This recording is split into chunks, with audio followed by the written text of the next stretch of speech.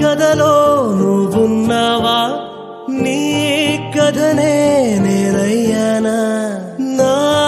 జతగా రానున్నావా నీ జతనై రమ్మంటావా